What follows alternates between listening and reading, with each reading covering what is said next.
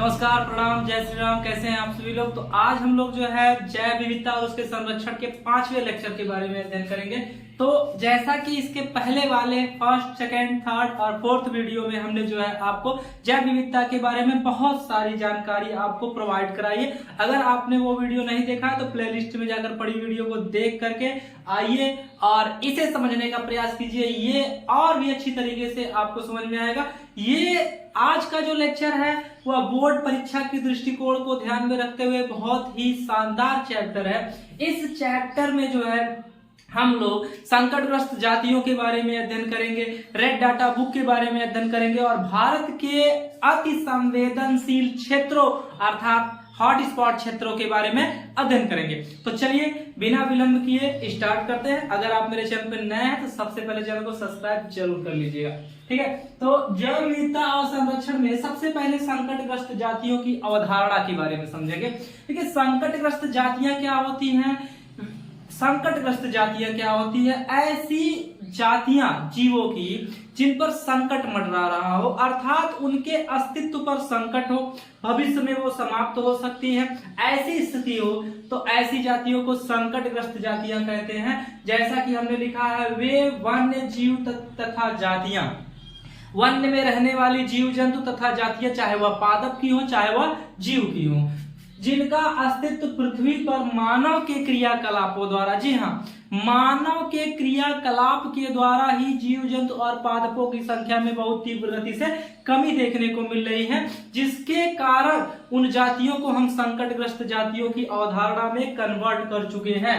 ठीक है, तो हम कह सकते हैं जैसे आवास को क्षति पहुंचाना, प्रदूषण करना, जिसके कारण उनके आवास अनिश्चित हो चुके हैं अर्थात उनके आवास जो है फिक्स नहीं है।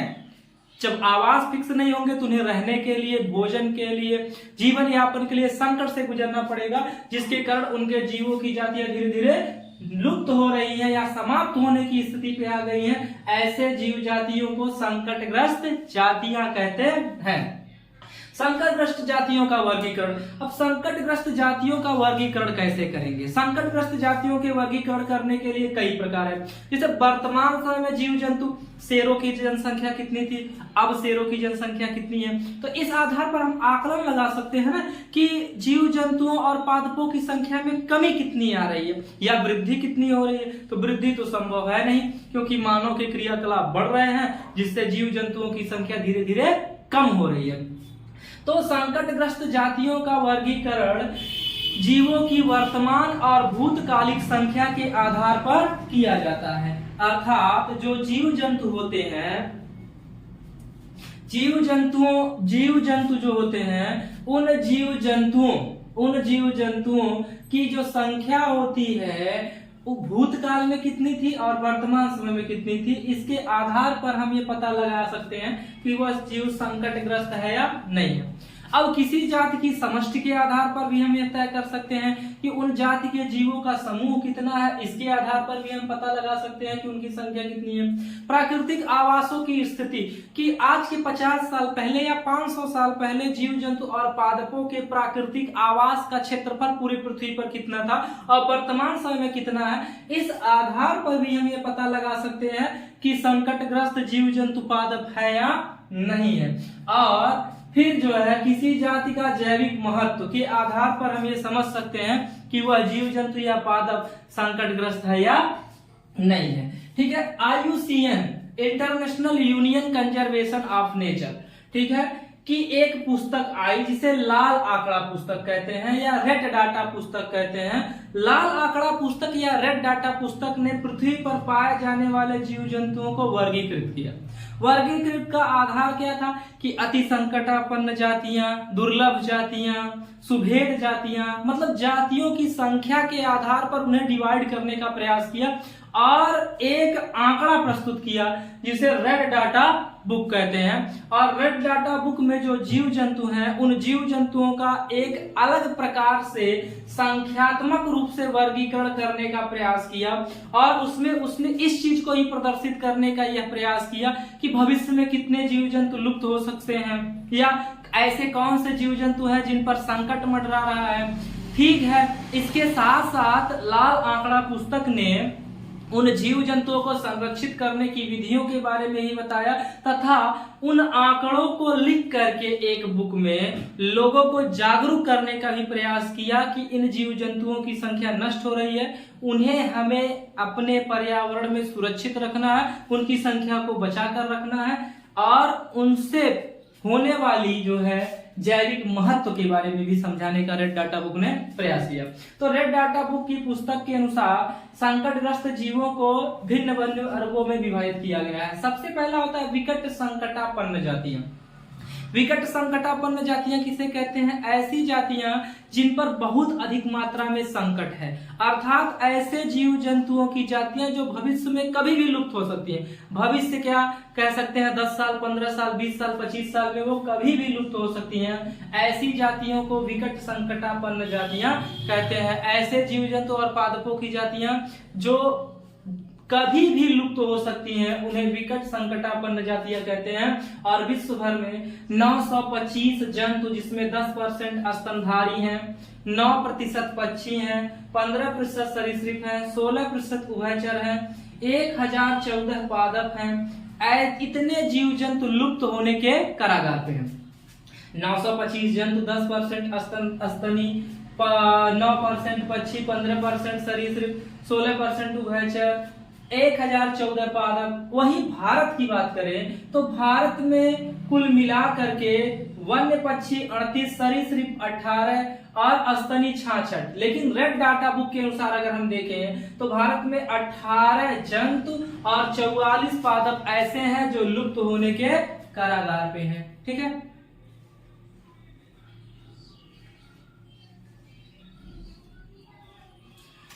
लुप्त होने के कगार पे हैं। अब दूसरा है संकटग्रस्त जातियां। ऐसी जातियां जिन पे संकट है, जिनकी संख्या कम है और आने वाले समय में अगर इनको हम संरक्षित न किया जाए तो ऐसे जीव जंतुओं की जातियों को हम लोग क्या कहते हैं? संकटग्रस्त जातियां कहते हैं।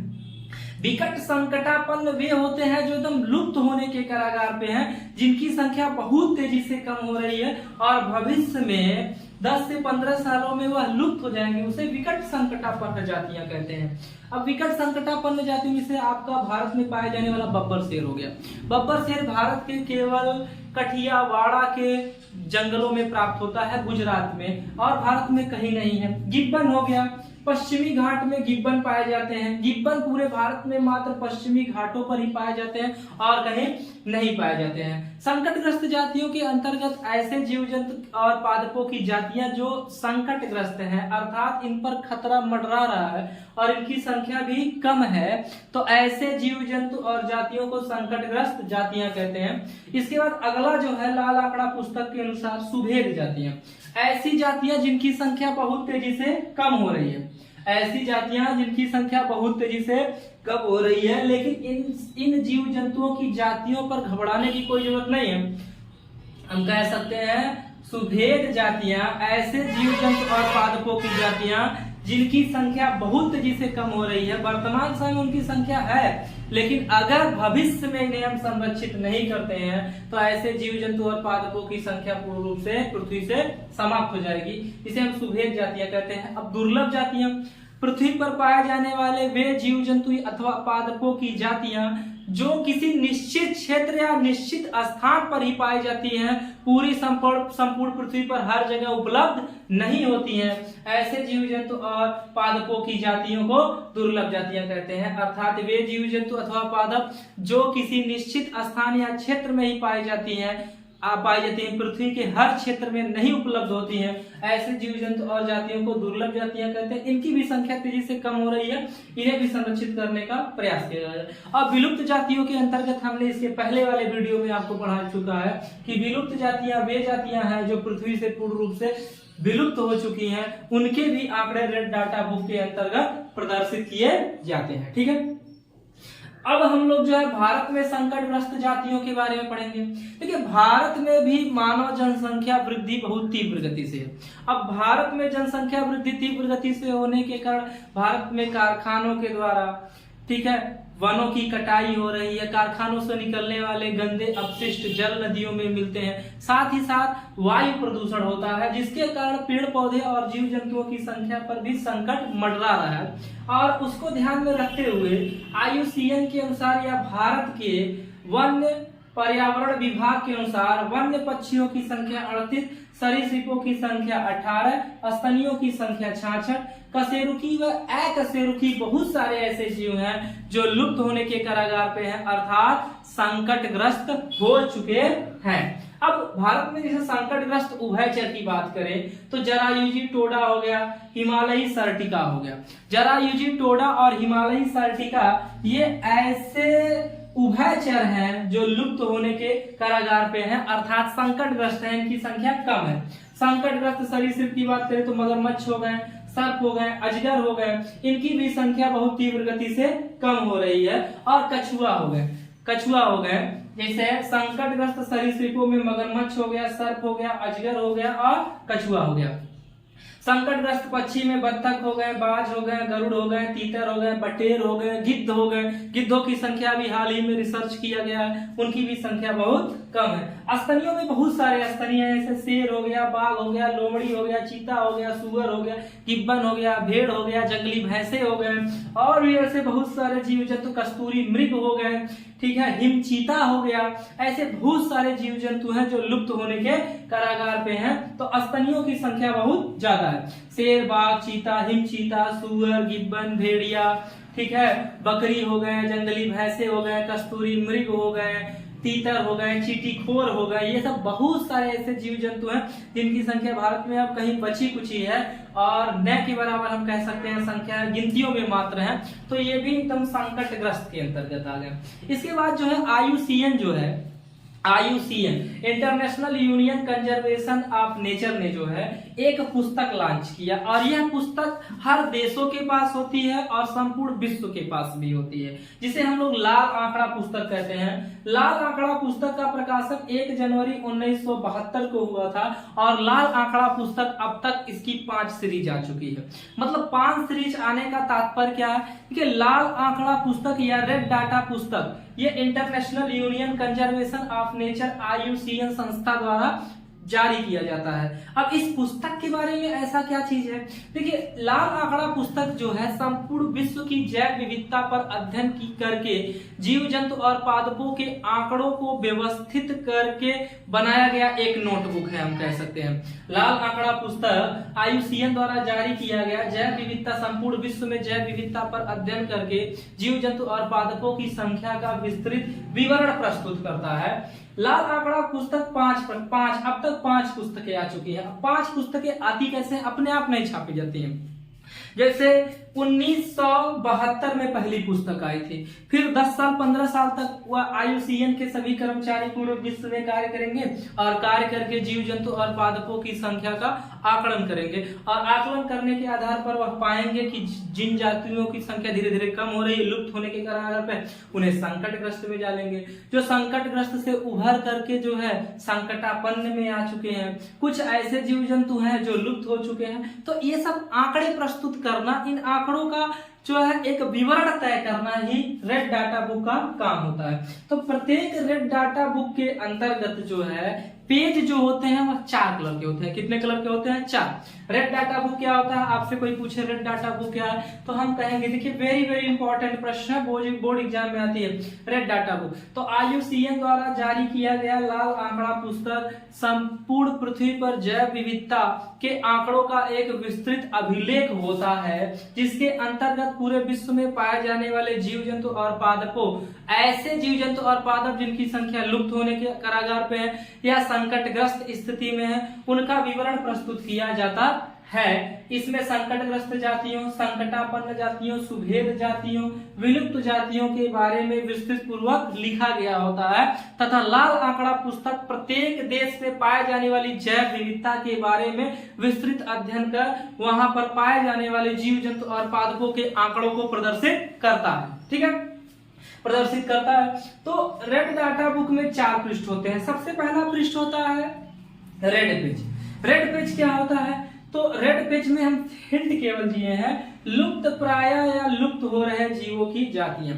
ऐसे जीव जंतु और पादपों की जातियों के बारे में लाल पृष्ठ पर लिखा जाता है। हम कह सकते हैं रेड डाटा बुक के अंतर्गत लाल पृष्ठ पर ऐसे जीव जंतु और पादपों के बारे में लिखा जाता है जिनकी संख्या बहुत कम है, लुप्त होने के कगार पे है, या कुछ लुप्त हो चुके हैं, या कुछ समय के लिए शेष है, उनकी संख्या लुप्त हो जाएगी। तो ऐसे जीव जंतु को लाल पृष्ठ पर लिखा जाता है। दूसरा है सफेद पृष्ठ। सफेद पृष्ठ के का तात्पर्य ये होता है ऐसे जीव जंतु और पादपों को सफेद पृष्ठ में लिखा जाता है।